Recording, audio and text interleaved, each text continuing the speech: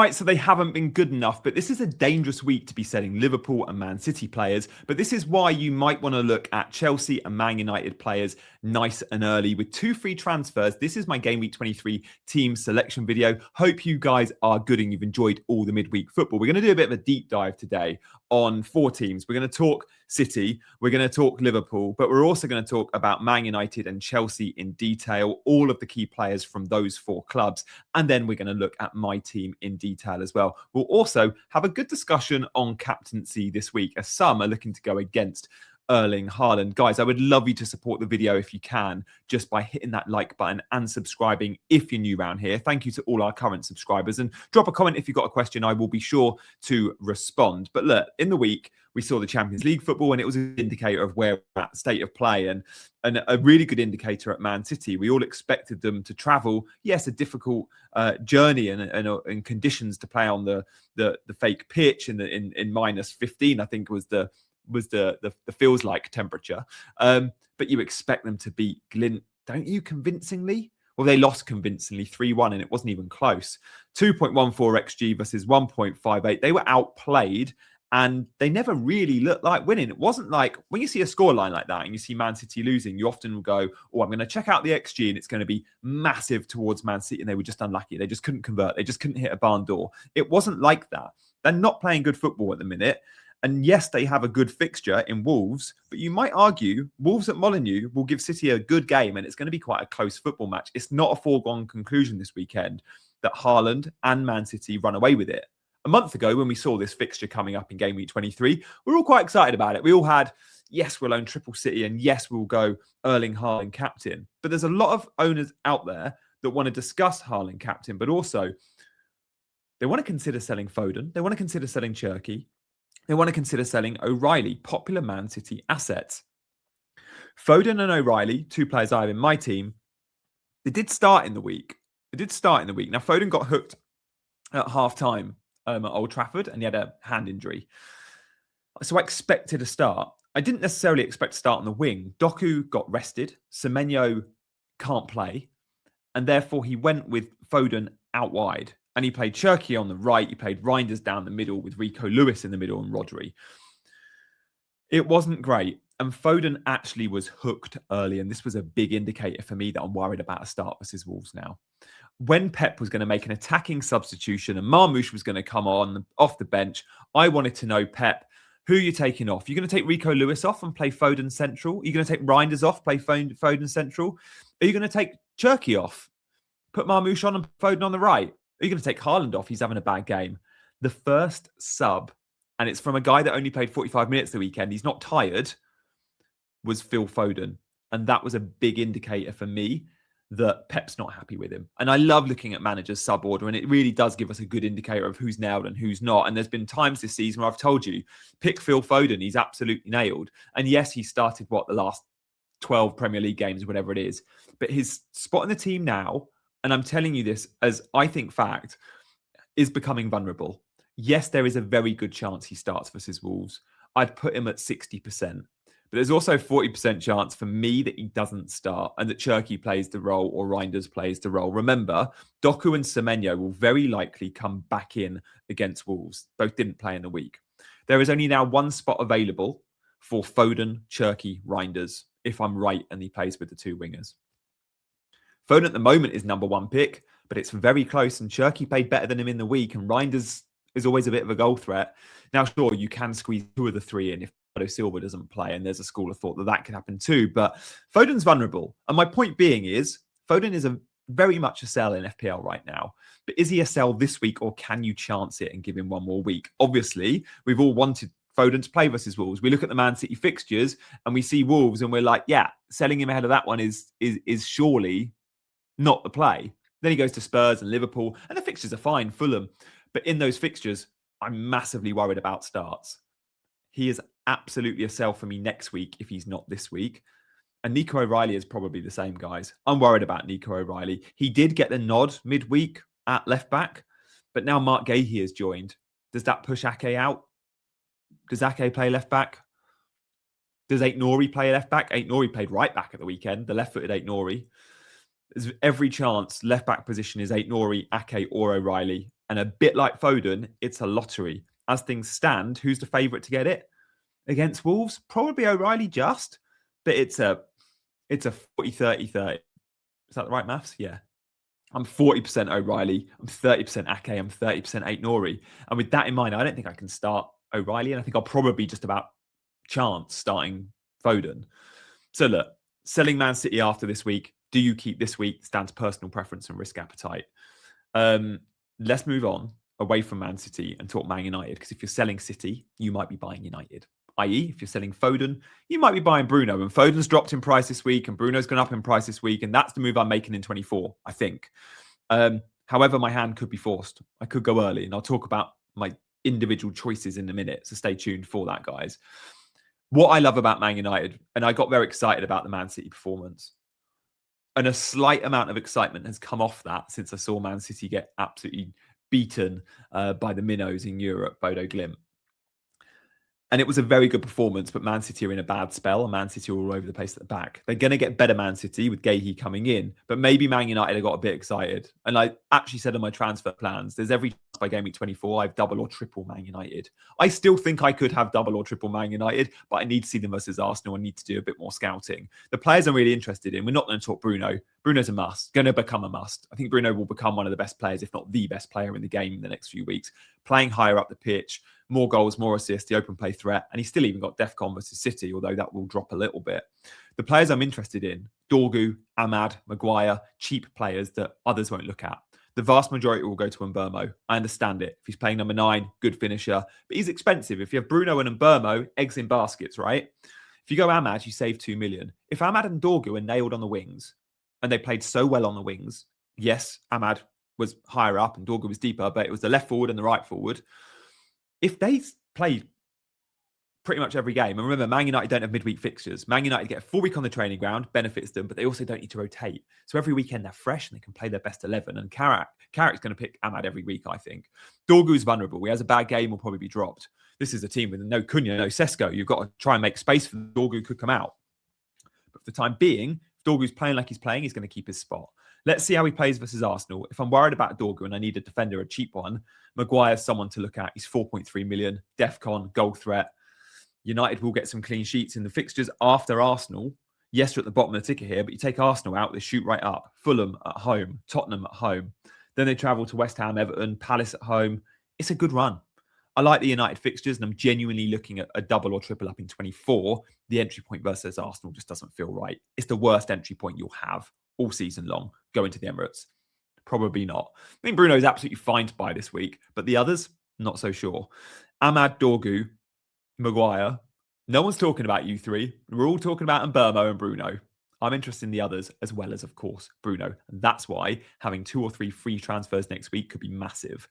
So that's our Man United chat. And I might be buying Bruno. I'm going to talk about my individual decisions in a minute this week. By the way, Man United, first half, Bruno. Now remember, Bruno finished on a good haul. Like, he had a good second half, right? He only got the 1 assist, but with that, he also got his DEFCON and he got bonus points. So Bruno finished with a 10-pointer. He only got 1 assist, but he got the clean sheet point. He got bonus points, and he got DEFCON. So he got 2 bonus points, and he got his 2 DEFCON. But the first half alone, he was blanking. And look at the potential. Goal disallowed for offside. Assisted Ahmad's offside goal. And Harry Maguire hit the crossbar from his corner. Bruno Fernandes got a 10-pointer, and all this happened to him in the first half. Against Man City, he very easily could have had 20 points. You're going to have a few of these. And that's just off 1 assist, by the way. All right, he got 10 off 1 assist. Bruno Fernandes' points are coming. And again, I can't stress enough. No midweek football. Out of the EFL Cup. Out of the FA Cup. Not in Europe. Man United will only play 40 games this season. 38 of them in the Prem. Arsenal, they'll play 70 plus. Big difference. Huge. Bruno's still a good buy, even with Arsenal coming up. Let's talk Chelsea. There are others selling, say, Man City or Liverpool and looking at Chelsea. I bought Enzo last week. It was a decision I made on deadline, so I want to give Enzo a little bit of airtime. Now, I bought him. The sweet spot to buy Enzo for many would be Gameweek 24. The fixtures read West Ham, Wolves, Leeds, Burnley, with 3 of the 4 at Stamford Bridge. Massive again. The entry point last week, I felt Brentford was an okay entry point at Stamford Bridge. Enzo got an assist. Some might say fortunate, but he had a good game whilst playing ill. It was his birthday as well.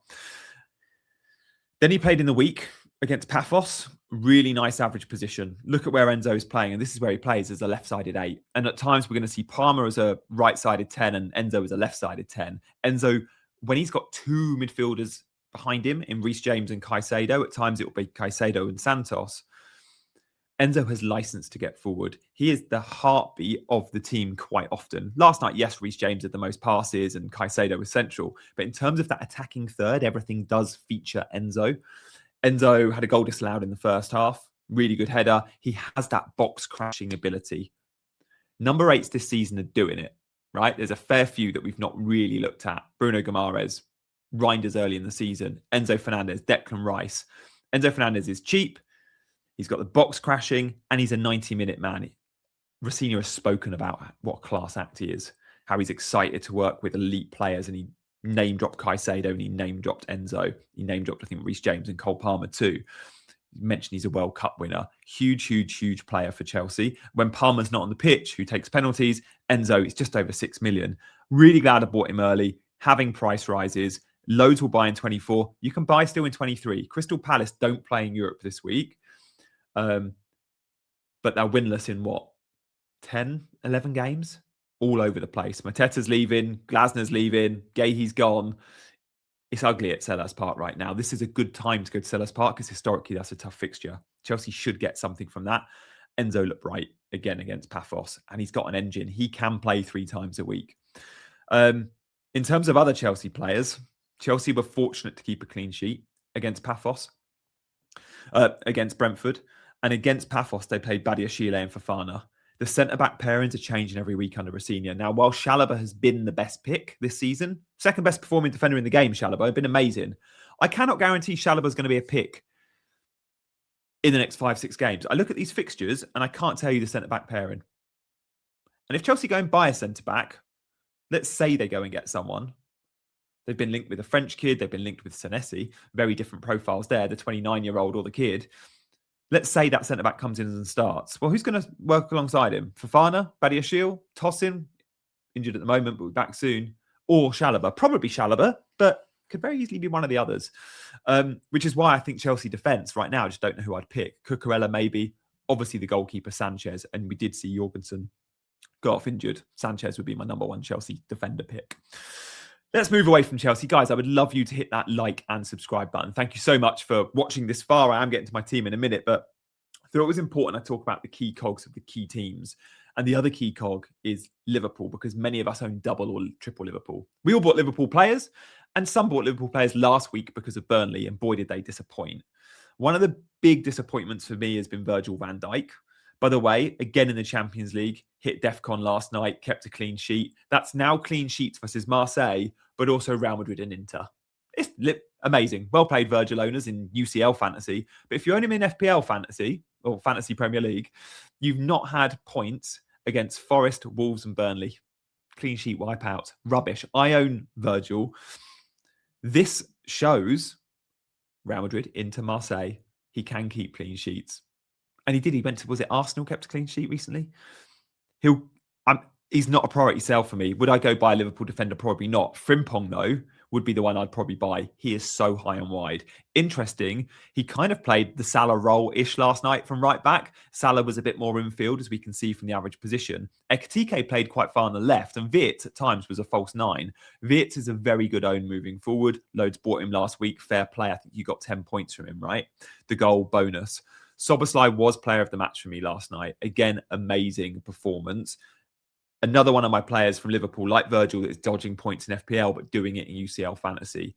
Points are coming. I'm keeping the faith with Dominic Szoboszlai. As long as Frimpong is playing, Szoboszlai stays in my fantasy team. If Frimpong leaves the team and Szoboszlai goes right back, he's a sell straight away. Same with Ekitike. As long as he's getting the chances, he stays in my team. You should say the same about Wirtz. Is Mo Salah a buy? Did we see enough from him last night? No. I think if Mo Salah goes and scores a hat-trick in Marseille, we all go, oh, we're going to go buy Mo Salah. I don't think we're there yet. Don't forget where Mo Salah was at before AFCON. And that was a player that wasn't even guaranteed to play 90. And that was a player that wasn't getting on well with Slot. Gakpo came off the bench, got points. There's a world in which Szoboszlai plays on the right, Gakpo left, Vit's 10, and Salah's even benched. Let's just watch this space with Salah before we start talking about buying him. I think it's too soon. Let's monitor. Liverpool fixtures moving forward are mixed. Bournemouth away, it's a sort of fixture you expect Liverpool to score in. Home to Newcastle, home to City, away to Sunderland, Forest, home to West Ham, away to Wolves. It's a fine run. I see my Liverpool players as not ideal, but certainly not priority sells. So let's have a look at my team then, shall we? Before we do, Bruno Guimaraes, a lot of you own him, went off injured in the Champions League. How doesn't ever tell us much. Unless you see training ground pictures, I think he's a sell. Doesn't sound great. Swelling in his ankle. Hope it's not serious, said Howe. He's not the player that wants to come off. Coming off in the first half means it hurts, means it's bad. Then Bruno, after the game, posts an Instagram message saying, hope to be back soon. Gutted about the injury.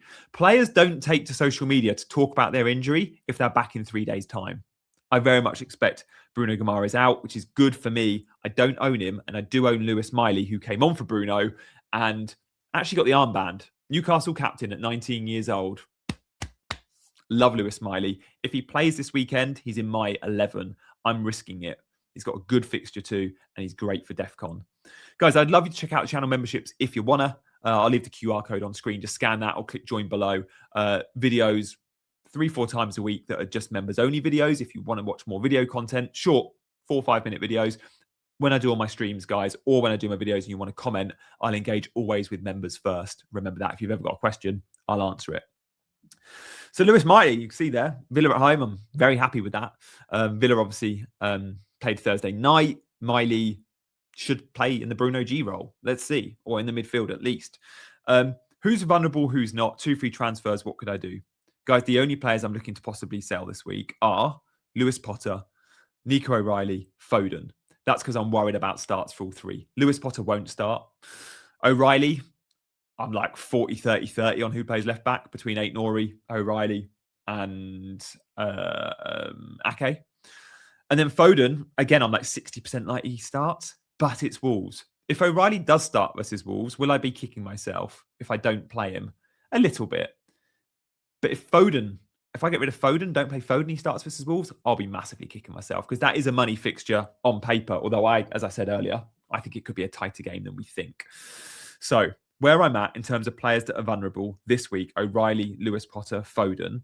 Longer term, who do I want to start offloading? Szoboszlai, if Frimpong leaves the team and Szoboszlai starts playing right back. Virgil, maybe eventually. Maybe eventually. Saka could become Rice very soon if I need the money. That's where I'm at. The other school of thought still to consider for next week for me is Wildcard. Now, I'm going to show you my actual team for 24 in a sec, but first, let's just address Wildcard. Game Week 24 Wildcard is still very much an option for me because when I look at my current team, my current 15-man squad, if I'm on Wildcard, I might only be keeping 5 of them. And when you're in a position where you're keeping 5 of 15, you're thinking, should I hit the button? The thing that is stopping me is the very obvious chip strategy that dead ends in 31, which will be a blank game week for 4 teams. Probably Arsenal or Man City, by the way. You dead end in 31, so you sell players from those teams to get an 11 out. You then wildcard off the back of it in 32. You can then bench boost in 33, and you then use your other chips around the double game weeks coming up. By 32, when you wildcard, you will know about the double game week landscape moving forward. If you wildcard next week in Game Week 24, we do not know the landscape moving forward with all the doubles. We can take an educated guess, but it's going to be very, very difficult.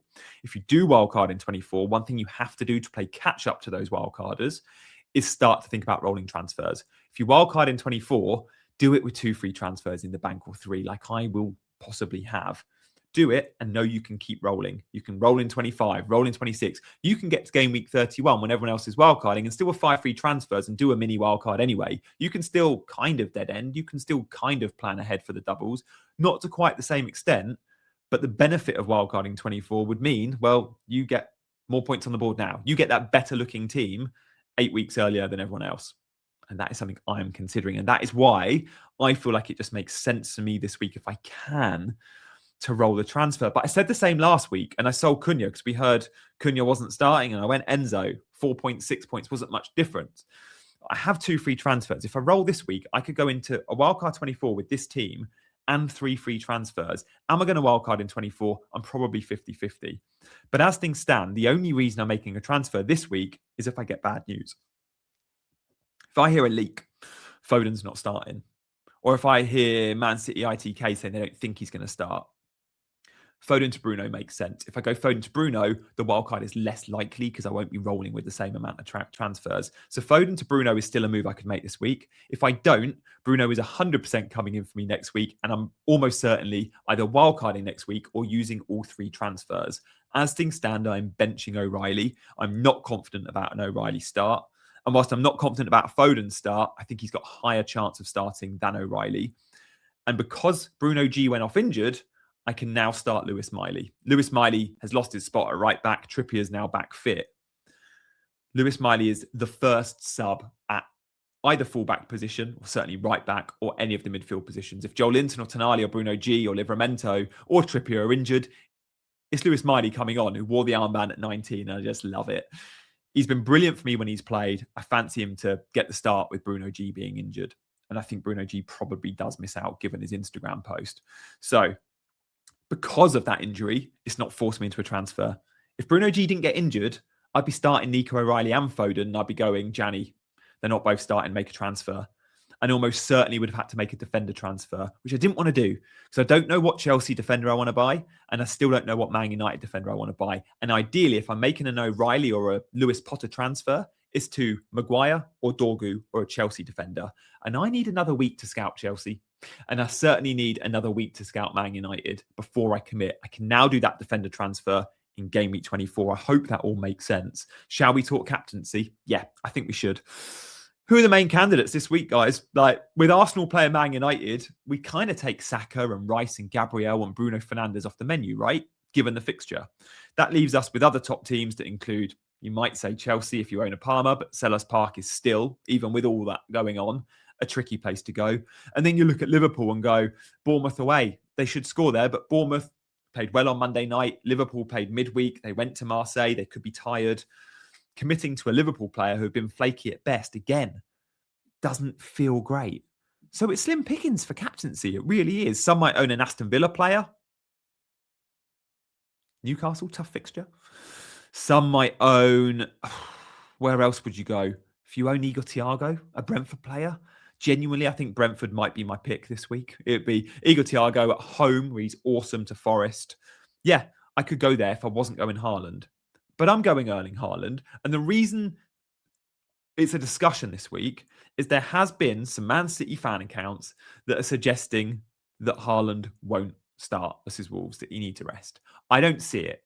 I don't see it, but I could be wrong. And if I'm wrong and we get a 1-pointer off the bench, you're going to be gutted. All I would say is this week, think about your vice captain just in case Haaland doesn't start. Mine's on Ekatike. That's where I'm at. But yeah, Man City and their schedule has been rough.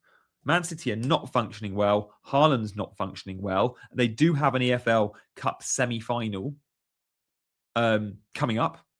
That's important. But they do also have Galatasaray on Wednesday. That's really important. So it's not just Premier League that matters for Man City at the moment. They're in a semi-final and they're in the Champions League and they need something against Galatasaray next Wednesday. Some might say Haaland needs to be rested for that. Others, myself included, would say Haaland's a fitness monster. He'll be fine. If he really was exhausted, Pep, and Pep's come out and said he's exhausted, but Pep, you know you beat Exeter City in the FA Cup only 12 days ago. Yeah. You started Erling Haaland in that football match. Why? I thought he was exhausted. You didn't need to start him against Exeter, but you did because surely he's fine. That's where I'm going with the armband. It's probably a roller transfer. If you've had anything from this video and you've enjoyed it, show your appreciation. You can do the hype thing now, apparently. Click the hype button, the like button, the subscribe button, all the buttons if you fancy. Thank you for watching. I'll see you on my deadline stream on Saturday morning. Bye-bye.